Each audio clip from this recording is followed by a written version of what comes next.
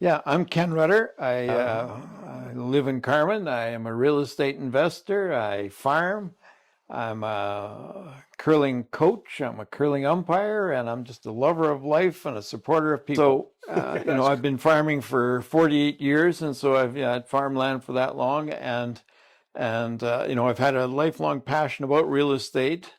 Uh, but you just don't jump in. You don't jump in. Although 30 years ago I did.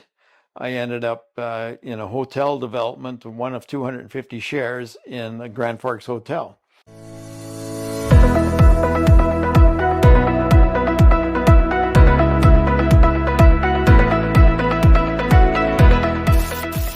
so today I've got my good friend Ken. We've met at networking. Ken has got many years of experience. He has invested a lot of time and money into himself, and he's really good at networking and takes lots of action. So I'm here to ask him a few questions. So Ken, welcome today. Do you want to tell us who you are and what do you do? Yeah, thanks for the invite there, Darren. Yeah, I'm Ken Rutter. I live in Carmen. I am a real estate investor. I farm. I'm a curling coach. I'm a curling umpire, and I'm just a lover of life and a supporter of people. Okay, that's great. Really great to have you here. So tell us about your real estate then, because that's mainly what we focus on. So Yeah. I've been farming for 48 years, and so I've had farmland for that long, and I've had a lifelong passion about real estate. Uh, but you just don't jump in. You don't jump in. Although 30 years ago I did. I ended up in a hotel development, one of 250 shares in a Grand Forks Hotel. Well, after 5 years, it all went. The developer, the managing partner, and developing partner, uh, they said, "Oh, it needs a cash call," and all the shareholders said, "No way, we're not putting any money in this." And it was a $10,000 US investment at that time, and so it cost 13,000. The dollar is about the same as today, 78 cents or something like that.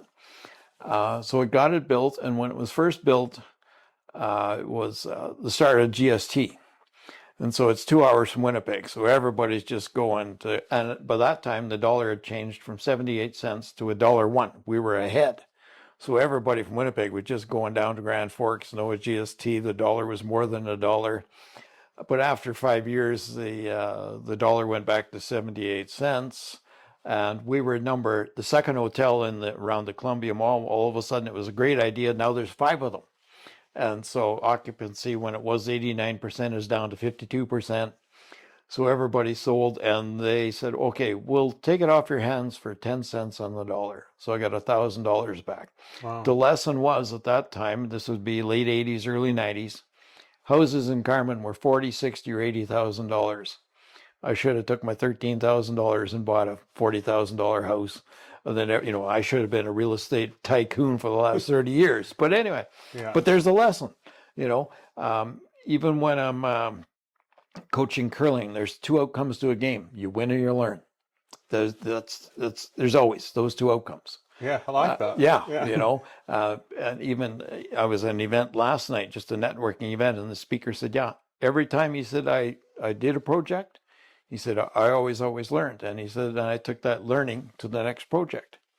And so finally, 3 years ago, you attend some of these seminars and courses, and actually it was 4 years ago, November, Financial Literacy Month. So, okay, well, you sign up for one thing in the internet, now it sends you 100 more.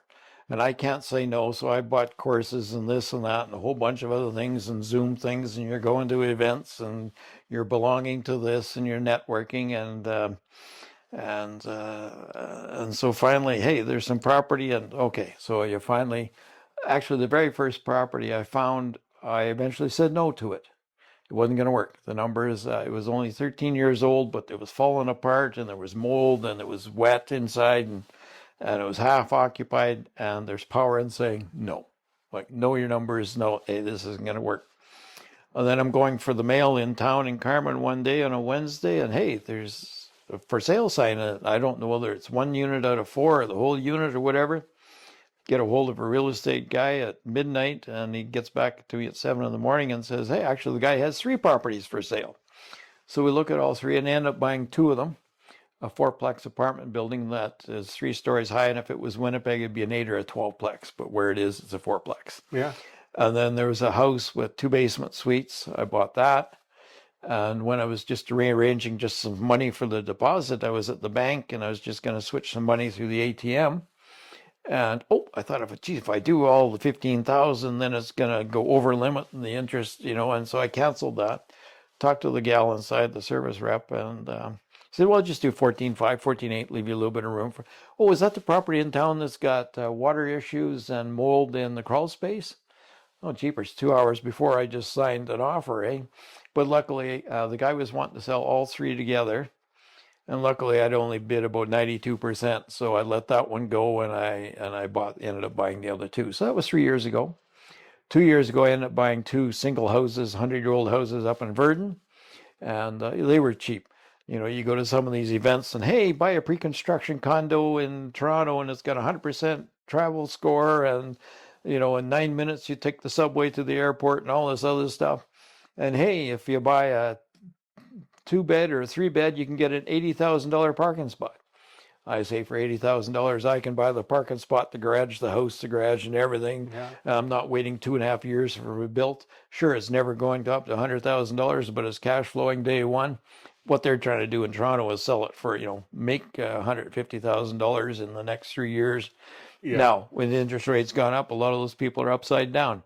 My property's still making money out in Verdun. And then a year ago, the last asset that I bought was a 12-plex in Emerson. I debated about that. It was an old Manitoba housing. So 50%, it's on the geography don't work because it's on the border. Small units, low rents.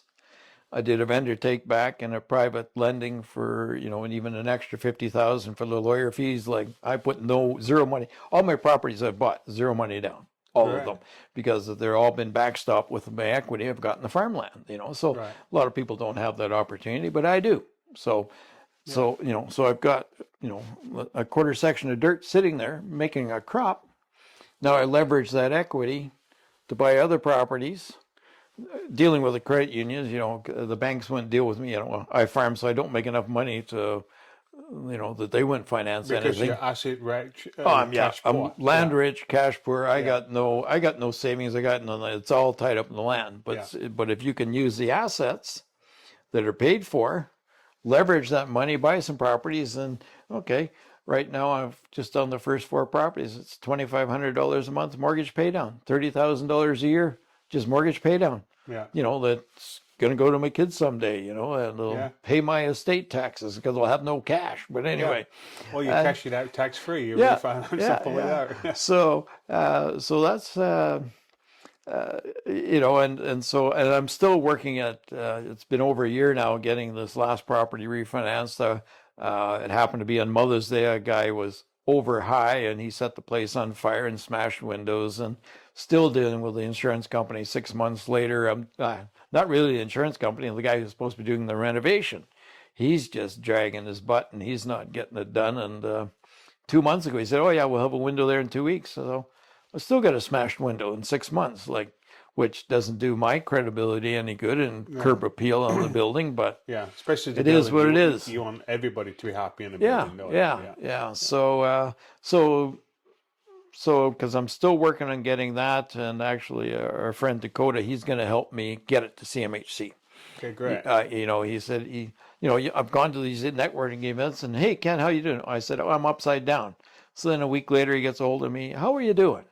And I said, give me a call. And he said, I can help you with that. I can help you with that. And he said, I've done lots of these deals. He says, I can help you get to the CMHC because where I am, it's I'm going to qualify for their ML1 Select program because it's all 100% low income. Yeah. The rents are low, so it's going to qualify, so then you'll get 50-year amortization, I don't know, 4% rent or interest or something then it's going to cash flow. Like I knew when I bought it, it wasn't going to make any money for a year. Yeah. But who cares? Who cares? It's a long-term project. It's not a flip or nothing. And I know it needs a $40,000 roof, and it needs this and needs that. And I got a quote the other day for $124,500, do all the windows and doors. Well, I ain't doing that. Even the 3 entrance doors are $7,000 a piece. They'd never get energy efficient enough to ever make half of that money back, Yeah. if you owned it for the next 50 years. So not doing those. Yeah. Not doing the rest of them either at this point in time, because half the tenants leave their window screens open all winter anyway. So like, Yeah. but it is what it is. You're You obviously take paying action. for the heat then. Yeah, I'm paying. Yeah, I'm paying for the heat and I'm paying for the Drives water. me nuts Yeah. when tenants, when you're paying for the heat and they have the windows open Yeah, so they can windows smoke. open. So yeah, so but I am getting smarter, as like the one guy said last night. He says, you learn from every experience and every project, and I know I've looked at 2 more. There, one in Morden and one in Altona, and the one in Morden it's already sold. And I said, okay, the rent should be $1,000. They were $650. Yeah. And it was 1988 build, original owner. Asking 1.4. I said it's not worth $1 million. But he said, hey, it's a perfect candidate to renovate and raise the rents. I said, yeah, you do the work. You put the money in it, then it'll be worth 1.4. Yeah, we don't pay for potential. Yeah, No, yeah. So and the other building, it's an 8-plex. And I talked to our friend Henry last night, who's a construction guy. Yeah. And he said, this summer they did put put new siding on it. And there's actually 2 buildings there, and they want to sell the one, but the rents are low in that 600 range. And it's it has to be income based. Yep. It doesn't matter how nice you make them; it's whatever the income is. It's net operating income. I think they were asking $755, and by the time they sent me the offer, they had already stroked it down with the pen down to $700. And I think I just roughly ran the numbers at $580, and I'm not even sure that's the right number. I haven't even seen it. I'm not even sure that's the right number. That just based on the paperwork, it's not even worth $580. So, but they don't even bother putting up a for sale sign out in front of the building. So, like, how interested are they really wanting to sell? I don't know. And everyone's interested in selling if it's the right price. Well, yeah. So anyway, so that's what So once I get this 12-plex organized, then okay, I'm getting a little smarter. And actually, the way I almost with this 12-plex, I got to put a bunch of money in it so I can get my money out. I'm almost upside down as it is. Yeah. And so we almost got to renovate it to get the money up high enough, get the assessed value up high enough, or the appraised value up high enough, so that CMHC, we can get to 90% or whatever, or 95 or 85 or whatever we need to. I might even put $100,000 in my pocket for my first time in my life, so that'll be a good feeling. Yeah. Then we can move on to, and then pursue other opportunities. Rinse and repeat. Rinse and repeat. Yeah. So, so you get some real value there from the networking that you're doing, because you just mentioned 2 people that are helping you out. Yeah. And of course, meeting you and Dorothy, has been fantastic. And of course, I've, seen you all, not only in Winnipeg, in Brandon, in Toronto, and your partner Keith, I see him, in Toronto and in Montreal, and then in Montreal in June. He says to me, do you know Evan? I said, yeah, from your hometown. I said, yeah, I know Evan. Well, Evan right now, he said, is running the electronics for me at the Red River X. I said, yeah, I know Evan. He's my nephew. So and then I think I seen him somewhere else in Toronto again about a month ago. I seen Keith there. Yeah. And he said, yeah, Evan's filling in for me again, something at the RBC Convention Center. He said, I've just hired Evan to, Keith goes to that event. So and I've met a lot of people on Zoom, and then you go to an event or a conference, that's when you finally are able to shake hands and break bread and in person. And me, I consider myself to be a kind of a people person, Yeah, I was going to say, I've seen you at networking groups, and you're very good at networking. Yeah, you're very good at talking to people and introducing yourself. And because when I grew up, my dad, it was thumbs down, like I didn't speak to anybody, didn't say anything. In high school in grade 12, I couldn't give a speech. My speech was about speeches. It's supposed to be 3 minutes. It was about 29 seconds. And I still remember we had extra school huts added on. The school was bigger. Okay, so I'm looking through one set of windows through the second hut. I'm looking at the red gymnasium wall, and I said, my face is as beet red as that gymnasium wall. And I got a big laugh, and that was about the end of the speech. Right. The guy who helped me the most in my life was Dr. Jack Nesbitt. At the U of M agriculture diploma course, 2-year course. He was the doctor of communications. He's the man who did the most for my life, because we had 150 students. He would break us down into 6 groups of 25. Okay, what's your name? How do you spell it? How do you pronounce it? Right in the blackboard. Everybody say it 5 times. Next person, then you keep repeating the name, so you repeat 5 names. At the end of 2 weeks, you knew 25 of your classmates. And like the agriculture diploma, because everybody goes to the same courses the first year. You know, it's not like you're taking science or educate. You know, you're into this building, that building, and you know, we're all together all the time. And my 2 best buddies are still in Minnedosa, you know, 3 hours away from me, and they, you know, they were all in my wedding party, and you see them 3-4 times. I'll see them again this weekend, you know, and so, so networking. I've also learned that when you go to an event and you see somebody, you know, if it's a smaller event of 50, 60, 40 people or something, you see somebody stand there by themselves that you don't recognize, I approach them and say, hi, welcome. Is this your first event? You know, and explain maybe what's going to happen during the day. Or if I'm at a bigger event, 1,000 or 2,000 people, you see somebody standing around, you just go approach them, start talking to them, you know, like they're maybe nervous, they don't know anybody. Yeah. You know, be a friendly face. You know, when you can be anything in the world, be kind. Yeah, You know, I it's totally the easiest agree. thing to do. Yeah. And have you had anybody who's aggressive and said, no, I don't talk to me? Yeah. No, never, because that's the fear, isn't it? You know, people, oh, I think don't know somebody how said, you know, I'm shy and I don't talk to people. And I said, well, then too you're bad. talking You know, to I'm them. going to talk to you. You're going to talk to me. Yeah. So, So, yeah. so you mentioned a point there, which is very important. You've met on Zoom before you go there. So Sometimes. it's critical that you have your video camera on when you're on a Zoom call. Oh, yeah. If people, they don't switch the cameras on, they don't talk. Well, how are you networking? You need to Yeah, like network. You know? I can't, you know, there's Natasha out in Calgary, and, you know, and she does an event, and, you know, she was talking about CMHC financing. And so it was the speaker, Natasha, and me had our cameras on, you know, and for 30, 40 minutes. And at the end of it, Natasha says, thanks, Ken, for having your camera on. Because she had nobody talk. You know, she's just looking into a black hole. Yeah. You know, and like, I cannot understand. No, like last night, it was driving to Winnipeg. So, okay, it's dark, it's 6 o'clock. Okay, you can't, you know, so, okay, I just listened to the monthly Zoom that was going on. Mm-hmm. And, but that, you know, that was through rain. And, you know, so there must, you know, either one night it'll be west and one night it'll be east. And I wasn't able to make either night live. And but they have a monthly breakfast meeting at 6:30 and 9:30, first Wednesday of the month.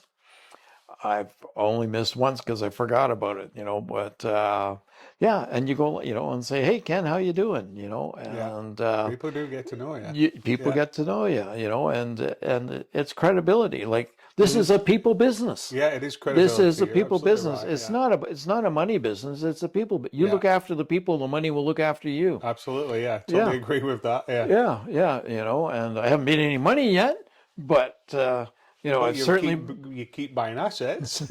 yeah, well, yeah, you know, and you know, I'm in it for the long term, you know, and it is a long-term game because, it's like a you long said, term, you yeah. said earlier, if I'd have bought a house 30 years ago or in the 80s or Yeah, whatever, yeah. it would have been. Well, those 40, 60, $80,000 houses after 15 years were worth 100, 200, and 300, and now 150 is your tear down. Yeah. And you know, some of them worth 500,000 now, you know, Yeah. and but most of them will sell in that 250, 300, 350. Yeah. You know, for the houses that were 200, 300, you know, well, the 100 and $200,000 houses, they'll be 250 to 350. You know, so like, And if you've got a tenant paying the mortgage anyway, yeah, you it's know, even better, isn't it? yeah. And so I just enjoy it. You know, like I'm at a point now. You know.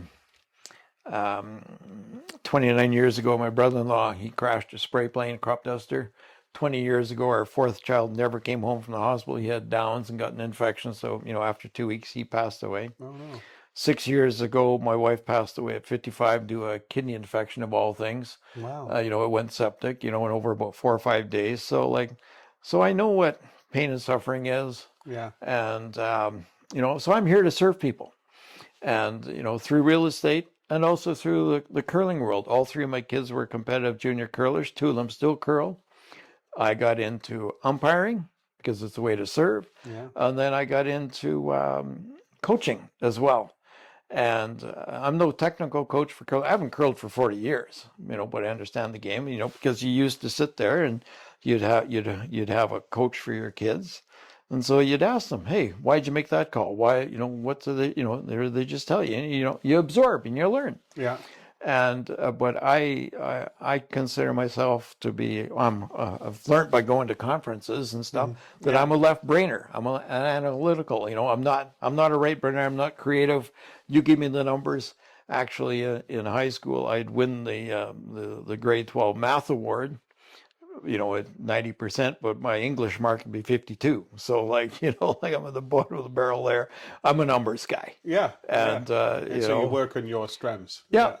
And for me to write, good thing that we have computers today because you can rewrite and start all over and add and edit, on your laptop or phone or whatever. But back when I was writing a letter, it'd take me 6 times to write something over because you'd scratch it out. Yeah, like it took me forever. And that's not good language. And so, but you just get out there and you do. Yeah. And and so the networking events, I just love it. You're meeting people because that's what the business is all about. It's about people, and so, and you go and you learn and you learn. Yeah, there's as I said before, there's 2 outcomes to game. There's also 2 outcomes of life. Either you're winning or you're learning. Yeah. And in life, you're either going forwards or you're going backwards. There's no standing still. No, that's right. There is only and if you're not going forwards, then you're doing the opposite. You're going backwards. Yeah. And so like everything there's always something to learn. You'll never learn it all. And something that took me a long time to learn, I used to procrastinate a lot, and I used to got so good at it, and I did it for so long that I became a pro at it. I procrastinated so much, and I've learned that done is better than perfect. Yeah. Get it done. So what? You'll never be perfect. It always can be better. Yeah. So take action, get her done, get it out of the road, get moving on with something else. Learn. Yeah, and learn. Just keep learning and use that. Take what you've learned to move on to the next project, or and when I'm coaching curling, I always every practice, every game, I always have a joke and a quote, because I'm no technical coach. But at the end of the day, and what I work with is under 20, so they're juniors, under 20, they're from 14 up to 20. At the end of the day, I just want to make them better human beings. And there's nothing wrong with that. No, absolutely not. They're not all going to be champions, but they always can be better. Yeah. They can always improve. And so if they're improving and better and having fun, it keeps them off the streets. There's enough stuff that when you listen to the radio about stabbings and murders and a whole lot worse, drugs, that, hey, if I can give somebody some kind of wisdom and some knowledge off the top of my head and have a better life. And one of my favorite jokes is, what's red and smells like yellow paint? No. Red paint. Don't overthink it. The answer is almost like if I reversed the question and said what smells like yellow paint and is red, you probably would have said red paint. It's just sometimes it's how you phrase the question. But I like to have humor in my life, and like I'm pretty laid back. Don't get serious. Don't stress about stuff. Take action. Go ahead and do. And there's always something to learn. There's always somebody to help. And So you mentioned you went to some conferences. Which ones have you been to this year, and what did you like? Yeah, this year I've been to 3, and the first one led to the second 2.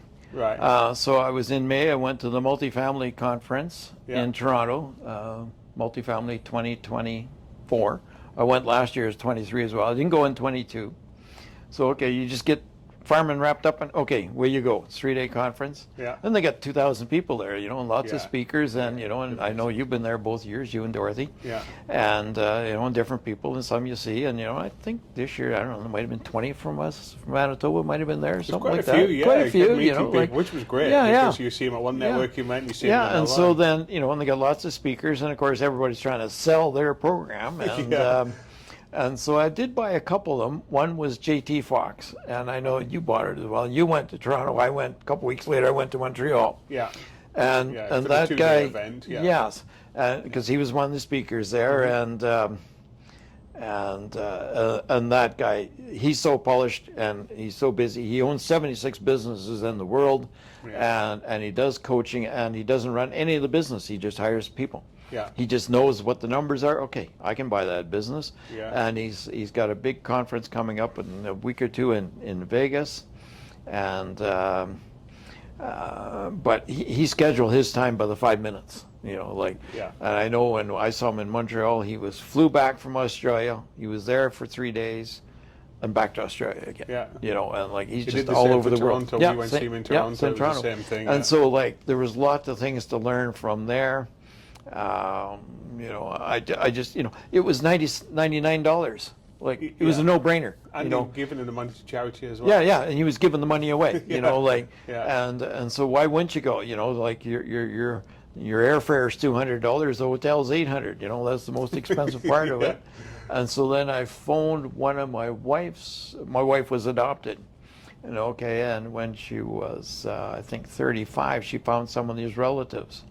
And so her relative cousin had passed away, but I phoned John, and I told him where I was going to be, and he says, I live a 5-minute walk away, 2-minute car ride. Right. So I went and visited John in Montreal while I'm there, you go see some relatives, And so, I really liked that one. That was 2-day. And JT Fox, he don't supply no extras, there's no coffee breaks. Normally a lot of conferences, 15-minute coffee break turns into 36. Yeah. He don't stop for coffee break. He stops at noon. He says, okay, be back here at 1 o'clock. And you're back at 1 o'clock, and he goes to 5. He don't provide no frills, lunches on your own. It's just, but you're learning. You're learning. There was a lot of stuff, that I picked up from him about. And then the other one that I also leaned into from the multifamily conference was 10X stages of Grant Cardone and Pete Vargas, and then Pat Quinn, and that was about 3-4 weeks ago back in Toronto again. And I think they had about 100 there, and so I bought the program. And then just a week ago, Thursday, Friday, 9 to 5, we did our signature talk. Right. And so did you do that at home? Yes. That was a Zoom. I just did it on Zoom. Yeah. And a little more, they'd stop for a break for 90 minutes. And I think there's about 14 of us, and they had four coaches there, plus there were about 5 or 6, plus one administrator running the stuff. And there were 14 from Toronto. It wasn't, because I know they keep actually, out of the 14 of us, I think there's 2 from Toronto. Some had been in Toronto, some weren't. Right. But 2 of them from Toronto. One lady was real estate in Calgary. And we kind of figured out that we kind of knew each other from from the Rain group. That okay. Right. 2 of the ladies, they were kind of home decorator planners in Toronto, but there was a guy from Southern California. There was a lady from Florida. That and some of them were dealing with relationships. So this was for any kind of business. It was just a speaker's. Get your signature talk. So it wasn't necessarily about real estate. I was going to talk about real estate, sort of when I was in Toronto. They get you for 15 minutes a little session, try to get you to sell. And of course, I can't say no, so I'm buying. But I don't mind that because it gets me out of my comfort zone. Yeah. And and I appreciated you knew I was there, and so I appreciated the offer. Hey, let's speak. I'm not doing my signature talk, but it's just it. And so anyway, I was going to do about real estate, and at the start of a week ago, on the Thursday, I was going to talk about mindset, and I got 2 scribblers full of just jokes and quotes and all kinds of things.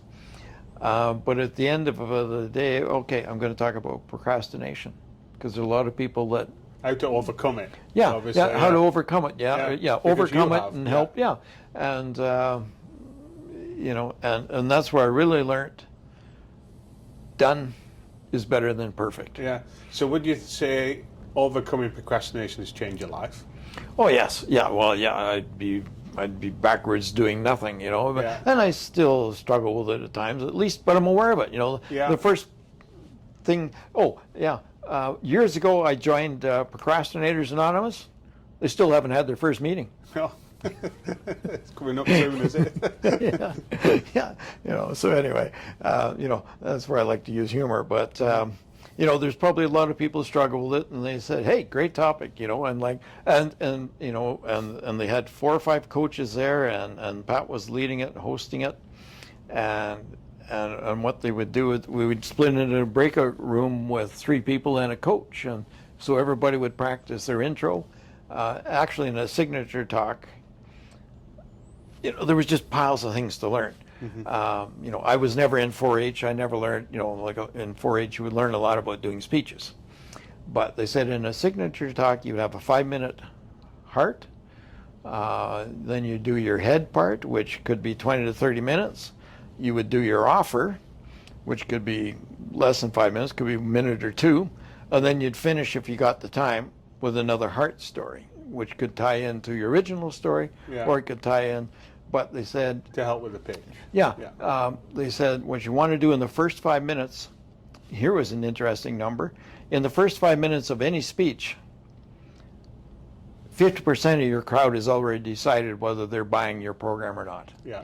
And at the end of your 20-minute head part, 80% of them are already. So now you've got already 80% in your pocket. Now you use 2 closes. One, tactical close, but some people need an emotional close. Yeah. And then you get to the last 10 and 10% Yeah. by finishing off that way. So, that was stuff that I learned, like Yeah. they don't tell you about that in English class No, 101, they don't. like, Because they don't know. yeah,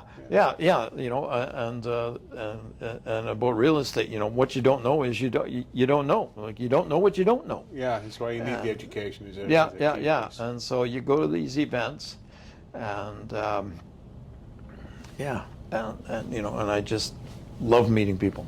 Yeah. So what advice would you have for anyone who wants to get started in real estate investing? Well, take action, jump in. There's lots of avenues. There can be wholesaling, and there can be bird dogging, and but if you got the cash or you got the equity, start small, start big, start somewhere, start in individuals, start in duplexes, triplexes, start in multifamilies if you got connections to that, start in light industrial, start in land development. Some people just flip land. Yeah. But the main piece of advice would be start. Don't wait to time the market. There's a saying.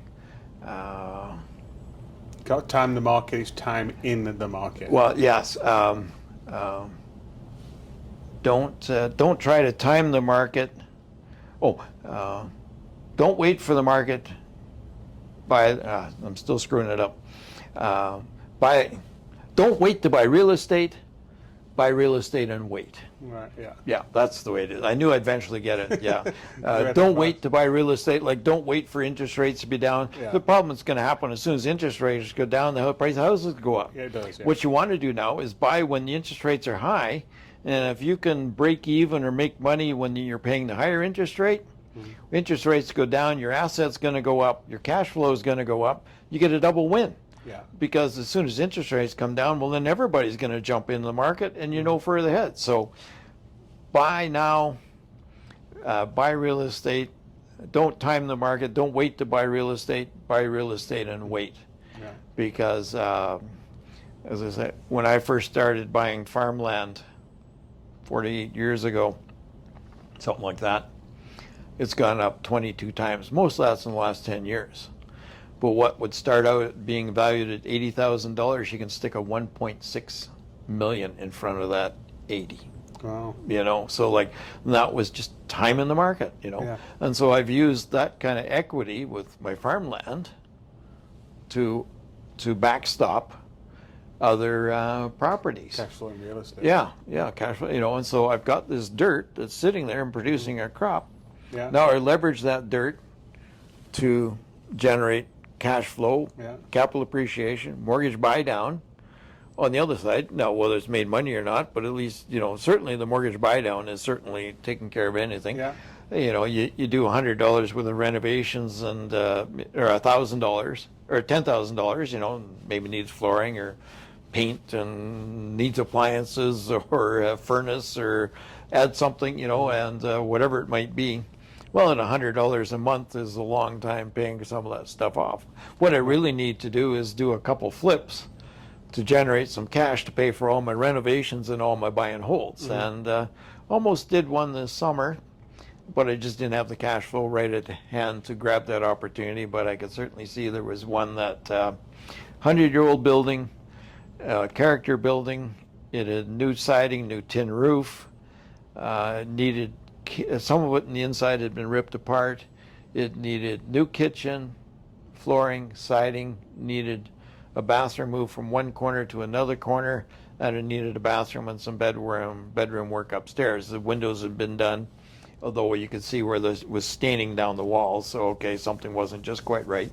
Yeah. So that would appeal to maybe one half of a couple, but the other half of the couple would appeal was a huge 2-car garage that was probably, you could put 6 vehicles in it, and in between there was a 450-foot breezeway that you could put your freezer and your ski equipment and your golf clubs and your winter clothes, and and so it was just the ideal thing. And in June it was starting off with about in March it was about 145,000. In June it was 129. While in September it was dropped down to 109. You probably could have bought it for 105, and it would ARV somewhere, after after repair value would be 200 easily, 220, maybe 250. Right. And so, but you miss the opportunity. You just say next. Next You one, move yeah. on. Yeah. You move on. And there was that one deal I was looking at, a 12-plex in Morden. Okay, the numbers weren't going to work at all. The rents were nowhere near what it needed to be. You just say, no, next. Yeah. Or, Next, on to the next just one. say no and next opportunity. Yeah. Next opportunity. I mean, no and next opportunity. So Yeah. move on, because there's lots of stuff out there. There is, yeah. Yeah, Deals keep coming there's along. all, and so, and I, and I've probably made 5 mistakes. The wrong thing at the wrong place at the wrong time at the wrong price. But I'm learning. Yeah. I'm moving on, taking action. So what, it might bite me a little bit, but I'm figure it out. Yeah. Move on and figure it out. What do you got to do to make it work? That's right. And don't go crazy stupid, but at least start somewhere. And I probably should do more work on my numbers than on the emotional side, but the first two, hey, they were close, they're in doubt. And I self-manage everything Yeah. so far. I think for the last project, I cut the grass myself, because at least you can plan every 2 weeks, you can go cut the grass.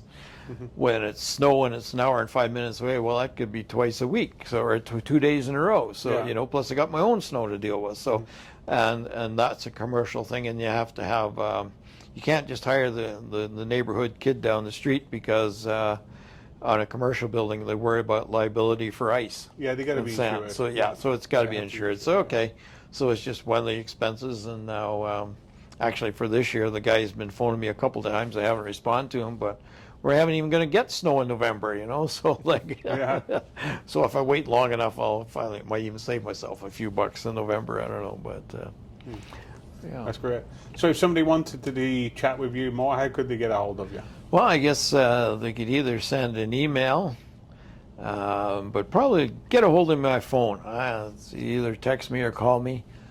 So my number is 204-745-7571. And I'll either answer or I won't, but I'll get back to you. Yeah. And I might be busy.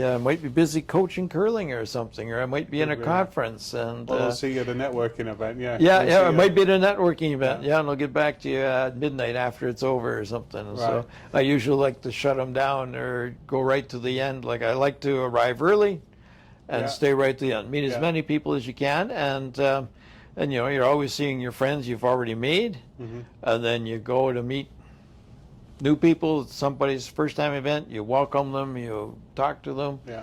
and you encourage them, and say, hey, you know, looking forward to seeing you next time. And I'm sometimes a slow learner, and a lot of people who approach me because I'm the wooden tie guy. Yeah, I was just going to bring that up. You're the wood tie guy. And actually, it was at the multifamily conference in Toronto in 23 that one of the groups I have that meets monthly. A couple weeks later, is the Silver Haired Investment Team. So I always do a monthly Zoom, and it's a group that got started after with COVID was on. And so then Danusia said, hey, there's Ken, the wooden tie guy. Yeah. And so then I've always had to, I've always wear a wooden tie.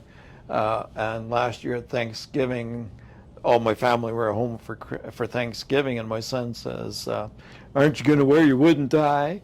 So I put this one on. And then a minute later, I thought, hint, hint, hints, I want 5 of these for Christmas. And so my daughter had my name, and so she found a guy that he custom made me 2 ties. Oh, wow. And so now, you know, I can't wear the same tie all the time. No, I you switch can't. them all up, you know, Yeah. and but I've got lots more ideas. You know, I could get them, you know, crisscross or checkerboard or epoxy, you know, Yeah. and like I get all kinds of ideas. And I don't want to make them and sell them. You know, I got to keep that private to myself. You know, do, so yeah. So you yeah. get So, recognized. and but a lot of people will approach me and say, "Hey, I met you before. Yeah, hey, you're Ken, the wooden tie guy." And Yeah. and I say, "Okay, where did we meet and when?" And I'm old-fashioned. I still use business cards. Right. And so something I started doing about 2 or 3 months ago, when somebody else gives you a business card, I put where it was and what event and when it was. Yeah.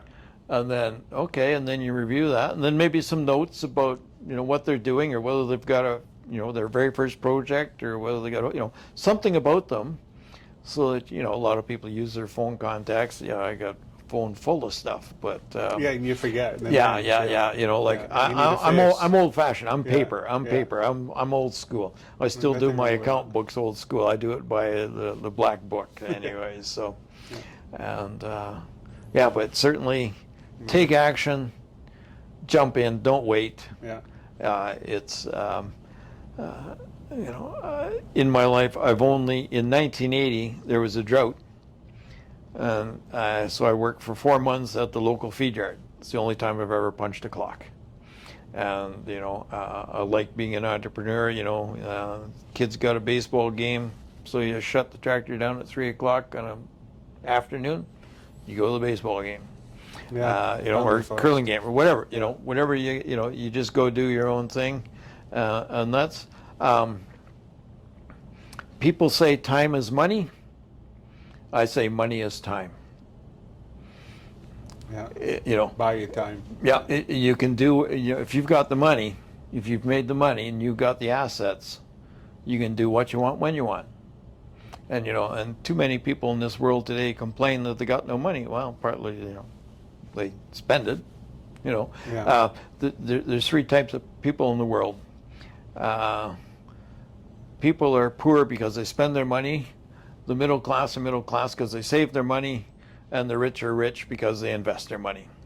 And we haven't mentioned it, but probably the second piece of advice, maybe which is the first piece of advice, is read Robert Kiyosaki's book Rich Dad Poor Dad. Yeah, absolutely. You know, Game changer. Yeah, that's a game changer. You know, Yeah. you think differently, and you know, like most people think their house is an asset. He says, no, your house is a liability. It's cost you money. It's not making Yeah. you money. No, it's it's cost you taking money. money out. Even when you're not home, the fridge is running up the hydro bill. Yeah. Like, you know, it's not making you money.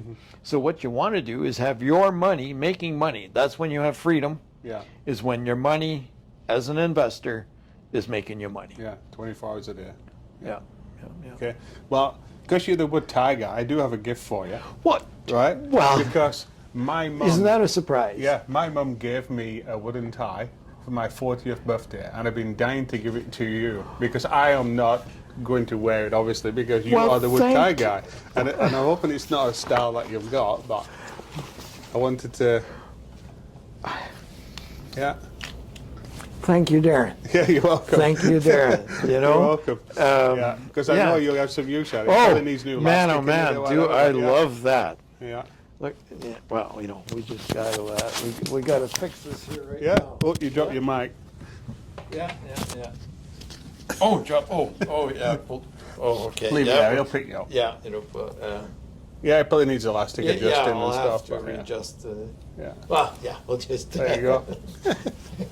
Well, thank you very. Your mom made this, or she bought No, it? she bought it for She my bought it. 40th birthday. Yeah. So Yeah. I have a picture of me wearing it on my birthday, and that's it. I've never. Yeah.